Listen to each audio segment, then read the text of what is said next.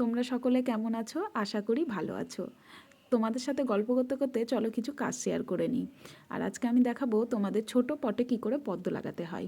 পদ্মের টিউবারগুলো কিভাবে লাগালে মরে যাবে না। চলো দেখাই। এই দেখো ছোট ছোট বালতিতে আমি ছোট্ট টিউবারগুলো লাগিয়ে দিয়েছি। আর কোন সাইজের টিউবার তোমরা লাগাবে সেটাও আমি দেখিয়ে দেবো। দেখো ছোট ছোট বালতি নিয়ে নিয়েছি। আর এত বালতি সব কিন্তু গিফটে পাওয়া।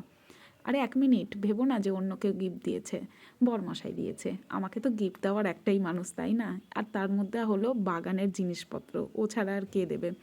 এখনও আমার সাথে থাকতে থাকতে বুঝে গেছে যে পূজা কোনটা পেলে বেশি খুশি হয়, সেই জন্য এই ধরনের গিফটই ও আমাকে দিয়ে থাকে।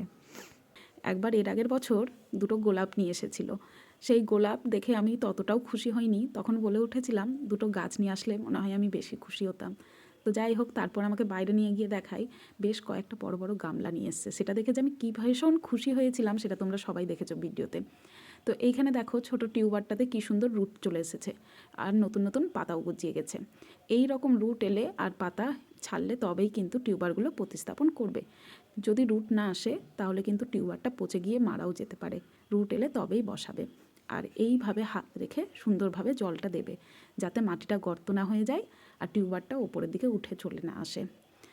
এক এক করে সব আমি দেখো ভরে নিলাম। কিছুদিন আগে একটা কথা জিজ্ঞেস করেছিলাম, তার উত্তরটা অবশ্য আমার জানা ছিল। তাকে বলেছিলাম ভ্যালেন্টাইন ডেতে সবাই সবার বউকে গোলাপ ফুল দিচ্ছে, কই তুমি তো আনলে না। তখন তার উত্তরটাতে আসে যে দুটো গোলাপ ফুল আনলে তুমি কখনোই মোটেও সন্তুষ্ট হবে না, তার বদলে যদি গাছ গামলা এগুলো এনে দিই তাহলেই তুমি সন্তুষ্ট হবে। তো কথাটাতে আমি হাসলামও। তো যাই হোক, এখানে দেখো জলটা কি সুন্দর পরিষ্কার হয়ে গেছে। 2-3 দিন পর অটোমেটিক পরিষ্কার হয়ে যাবে জলগুলো। তো তোমাদের আজকের ভিডিওটা কেমন লাগলো অবশ্যই কমেন্টে বলো। তোমরা সবাই ভালো থেকো, সুস্থ থেকো। দেখা হবে পরের ভিডিওতে। আজকের মতো তাহলে টাটা।